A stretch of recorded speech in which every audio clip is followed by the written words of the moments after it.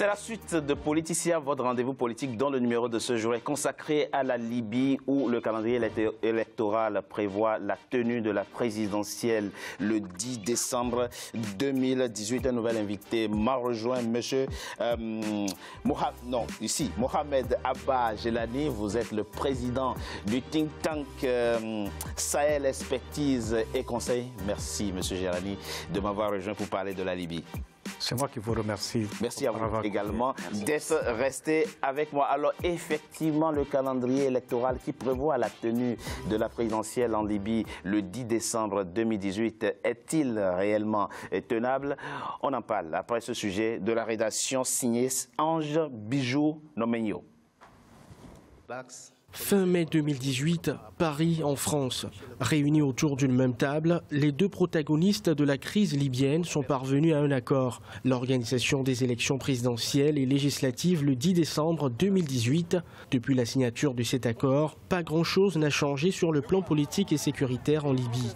Combat meurtrier entre milices, faiblesse du gouvernement de l'Union nationale, état d'urgence. Selon les observateurs, la situation politico-militaire à Tripoli éloigne la perspective de tenir des élections législatives et présidentielles le 10 décembre 2018.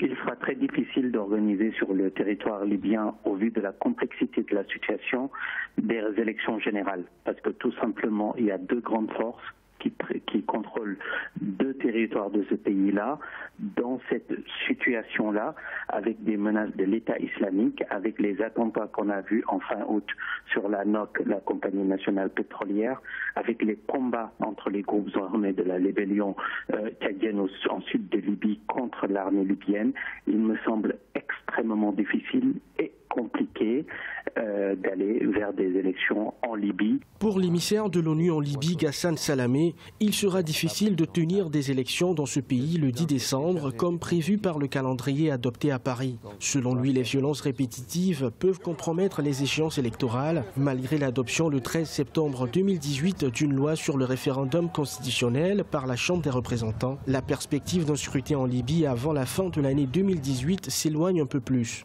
Il y a une possibilité de faire des élections et on va intégrer ce qu'on appelle les accords inclusifs entre les différentes fractions qui se battent mortellement au point où les différents territoires sont amputés et sont contrôlés par de nouveaux maîtres. Deuxièmement, il y a ce déterminant très important qui permet de donner un pouvoir d'accompagnement en intégrant la communauté internationale.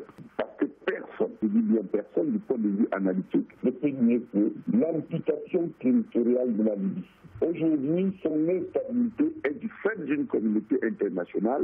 Pour le chef de la mission des Nations Unies en Libye, Ghassan Salamé, le report des élections serait la solution appropriée. Le diplomate recommande l'organisation d'une conférence nationale en début d'année 2019, suivie du processus électoral au printemps de la même année. Cette conférence, a-t-il insisté, sera un processus mené par et pour les Libyens. Depuis la chute en 2011 de Mouammar Kadhafi, ce riche pays pétrolier est miné par les luttes de pouvoir et l'insécurité. Aujourd'hui, la Libye est dirigée par deux entités rivales, le gouvernement d'union nationale issu d'un processus onusien et une autorité rivale installée dans l'Est, soutenue par un parlement et une force armée dirigée par le maréchal Khalifa Haftar. Monsieur Jelani, je rappelle le contexte tel que, du moins le tableau tel que nous l'avons peint dans la première partie de notre émission. La Libye, c'est 1 760 000 km², 6 millions d'habitants. Depuis 2011, la Libye est contrôlée par des centaines de bandes rivales, de milices armées. Et vous avez d'un côté un gouvernement soutenu par la communauté internationale, dit-on, qui ne contrôle quasiment pas grand-chose. Et vous avez dans l'est du pays le maréchal Haftar qui, lui, rend le pays ingouvernable au gouvernement désigné par la communauté internationale. Comment, et c'est ça la question la plus importante, comment reconstruit-on aujourd'hui en Libye un État? Trop facile. On peut reconstruire un État en Libye si ceux qui ont la main sur les deux camps leur ordonnent de se remettre à la table. Qui sont ceux qui ont la main sur les deux camps? Haftar à l'est est contrôlé par les Égyptiens, par les Émiratis, par les Français, par les peut-être les Russes, et les Américains sont à Tripoli, sont à Tripoli, les Algériens sont un peu au sud, Déby est un peu à l'est. Donc si on amène tout ce conglomérat de stratégies étrangères, rivales qui font vraiment ce trop-plein stratégique sur la Libye, si ces stratégies extérieures convergent vers une solution, les Libyens ont vécu plusieurs siècles entre eux sans s'entretuer comme aujourd'hui. Ce n'est même pas une question tribale. Ce n'est pas une question tribale, ce n'est pas une question. C'est très intéressant, M. Jelani. Au fond, la Libye n'appartient plus aux Libyens, pour ainsi dire. Oui, la Libye n'appartient plus aux Libyens. Elle appartenait à une partie de la Libye avant, n'en déplaise à mon ami. Oui. Elle appartenait à une nomenclatura, mais qui faisait peut-être profiter et faisait la paix un peu autour d'elle, qui a racheté aussi quelques alliances en Afrique par les dollars. Mais la Libye d'aujourd'hui n'appartient pas aux Libyens. Ça, vous connaissez très bien ce pays. Posons les problèmes clairement. Est-ce que nous sommes là dans une situation de duperie? Quels sont les signes qui ont amené ceux qui ont signé l'accord de mai 2018 à penser que d'ici le 10 décembre, on pourrait organiser une présidentielle dans un pays ravagé par le chaos? D'où vient cet optimisme de mai 2018? Je ne sais pas, je sais seulement que les Américains qui étaient présents, les Français qui étaient présents en 2012, 2013 et 2014 jusqu'à aujourd'hui ont vendu plus d'armes qu'avant. Je ne sais pas, peut-être aux Libyens, mais ce n'est pas déclaré aux Libyens. Je sais que les Libyens, en 2013, 2014 et 2015, dépensent plus de 3 milliards, 4 milliards de dollars sur les armes. Et le coût des dépenses militaires en 2012, 2013, 2014 et 2015 est autour de 600 dollars par an et par habitant, ce qui est 60 fois les dépenses militaires mauritaniennes. Alors, je rappelle encore une fois quelques chiffres quand même, c'est très très important. La Libye, en 2011, était un pays qui produisait 1 300 000 barils de pétrole par jour. La Libye, c'était... Rassurez-vous, elle produit toujours. Mais... Toujours, bien sûr. Et d'ailleurs, qui prend cette manne-là? Les 6 premiers mois de cette année, la Libye a généré, le pétrole a généré 13 milliards de dollars. La vérité, c'est qu'en 2011, 2010, 2011, vous avez un PIB de 74 milliards de dollars. En 2016, vous avez 32 milliards de dollars seulement. Et on produit autant de pétrole qu'avant, mais le PIB diminue. Où va le pétrole produit en Libye? Pour indemniser ceux qui ont fait la guerre à la Libye. Ceux qui ont fait la guerre à la Libye. C'est donc ou pour aussi alimenter la contrebande des armes qui déstabilisent toute la région. L'émissaire des Nations Unies, monsieur Hassan Tawirgui, l'émissaire des Nations Unies a dit ce 8 novembre que la solution pour sortir de l'insécurité en Libye est dans les mains des Libyens. Qu'est-ce que vous pensez encore possible aujourd'hui, effectivement, pour pacifier votre pays, la Libye? Est-ce qu'il y a des choses, selon vous, qu'il faut faire, que les Libyens peuvent aujourd'hui faire exiger pour que la sécurité revienne dans votre pays? Pour moi, ça c'est les élections présidentielles le 10 décembre. Pour moi, franchement, c'est impossible avec cette... C'est impossible, effectivement. L'émissaire des Nations Unies l'a dit ce 8 novembre. Il dit il faut reporter la présidentielle au printemps 2019. Mais avant, il faut une conférence nationale des Libyens, ou du moins à laquelle ne participent pas des non-Libyens. Est-ce qu'aujourd'hui, entre vous, Libyens, il est possible que vous vous asseyiez autour d'une table pour penser l'avenir de votre pays? Oui, oui, c'est possible, c'est possible. Comment dirais-je, pour moi, c'est d'abord, il faut mettre la main sur le, comment dirais-je, d'abord, il faut sortir tous les prisonniers.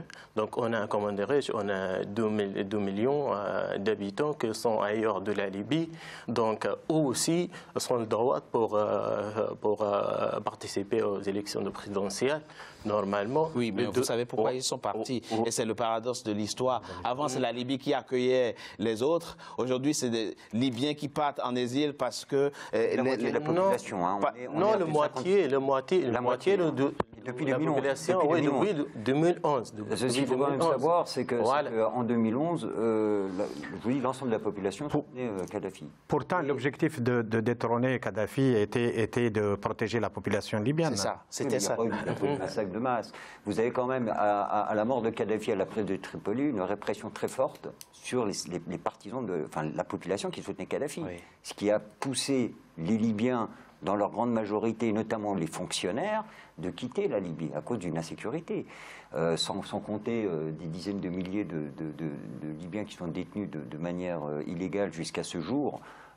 Tout cela parce qu'ils soutenaient leur pays, la Jamaïque arabe libyenne, et ont refusé ce coup d'État orchestré par les puissances occidentales et du Moyen-Orient, qui avait pour objectif de s'accaparer le pétrole actuellement. Monsieur Poutia-Reli, encore une fois, vous l'avez dit, vous-même vous connaissez bien ce pays. Qui peut désarmer ces miliciens qui s'affrontent entre elles? Ces milices qui s'affrontent. Déjà, alors ces milices, il faut en connaître l'origine. Pour l'essentiel, ce sont des délinquants de droit commun, puisque... c'est des prisonniers qui ont été libérés après l'assassinat de Kadhafi. Mais sans doute pas tous, non? Mais quasiment, maintenant, vous avez des familles libyennes qui, pour pouvoir nourrir, des pères de famille pour nourrir, sont obligés d'intégrer une milice, parce que ce sont les seuls aujourd'hui qui disposent d'argent. Voilà, d'accord, ça c'est le constat. Ça c'est le constat. Oui. La solution, maintenant, elle passera en Libye au travers du Conseil suprême des tribus libyennes, qui ont nommé Saïf al-Islam Kadhafi comme le représentant légal du pays. Or, aujourd'hui, cette communauté internationale ne souhaite pas que ce Conseil suprême des tribus libyennes reprenne la main au pays, puisqu'il considère que la Jamaïque arabe libyenne est occupée. Et c'est de là que l'on voit, comme vous l'avez très bien expliqué, toutes ces ingérences étrangères. Justement, et le nœud de la question est là, et vous allez nous l'expliquer, monsieur Jelani. C'est une fatalité, finalement? Vous l'avez dit, un maréchal qui contrôle effectivement une portion du territoire libyen, qui a le soutien des Russes, des Français, etc. J'en sais rien. Et des États-Unis, parce que rappelons qu'Haftar a la nationalité américaine. Oui. Il faut quand même le rappeler. D'accord. Et un président, soi-disant, qui effectivement est là, mais qui n'incarne pas effectivement l'autorité nécessaire pour ramener l'ordre dans le pays. Aussi longtemps que ses intérêts, effectivement, vous avez oublié un autre parlement aussi qui, lui... qui ne soutient pas du tout le président non plus. Ni le maréchal Haftar. Et vous avez aussi le Sud qui est hors contrôle de tous les deux belligérants. Je vous posais la question, c'est une fatalité? Mais non, c'est pas une fatalité. Sarraj dort sur un bateau italien à 8 km des côtes. Ouais. Il tient le président. Oui. Il n'est pas sur le territoire libyen.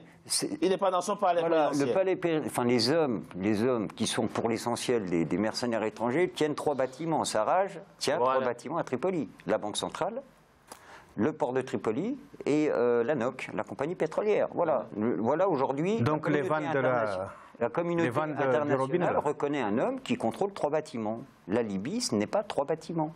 La Libye, 6 millions d'habitants. C'est tout à fait, c'est plus d'1 million de kilomètres carrés à sécuriser. C'est 3 millions de Libyens exilés depuis 2011. Au sein du Comité révolutionnaire international, dès 2012, nous avons alerté le Haut Commissariat aux réfugiés pour que ces Libyens disposent d'un statut de réfugiés qui leur permettrait l'accès aux soins. Cela a été refusé jusqu'à ce jour. Un rapport de l'ONU aujourd'hui fait état qu'il y a 500 000 enfants libyens qui ont besoin d'aide humanitaire en urgence. 500 000. Ce qu'on n'avait jamais eu auparavant en Libye. C'était vous savez, dans les pays arabes, on appelait la Jamaïque arabe libyenne le petit paradis. Oui.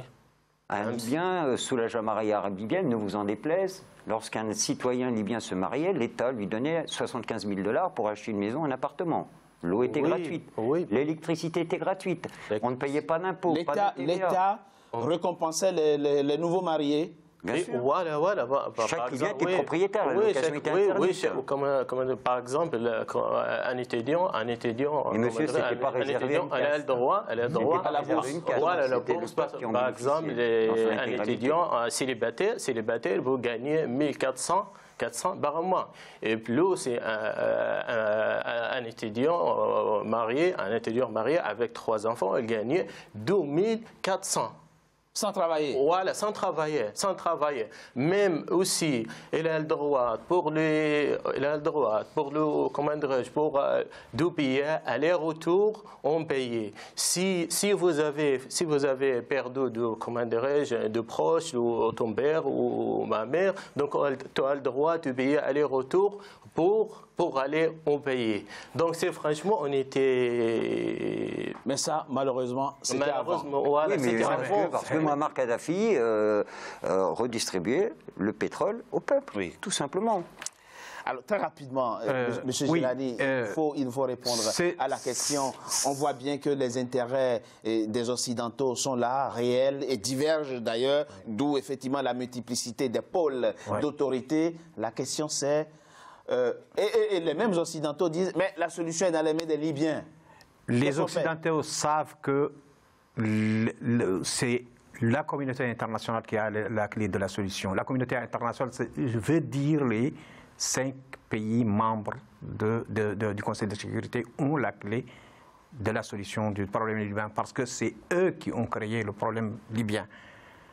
Non, mais moi je ne suis pas d'accord. Ils ne sont pas la solution, ils sont le problème, monsieur. Non, parce qu'aujourd'hui, ils ont aussi la clé. Je m'explique. Vous permettez? Vous permettez? Et vous avez le Conseil suprême libyen dans le sud qui se réfugie dans le sud, qui réclame simplement que cessent ces ingérences étrangères. Vous permettez? Que les Nations Unies quittent le pays et laissent les Libyens entrer dans le problème. Je pense sérieusement que si les protecteurs étrangers des milices ne les protègent pas, le problème libyen n'a pas une origine. Il n'y a pas une guerre civile.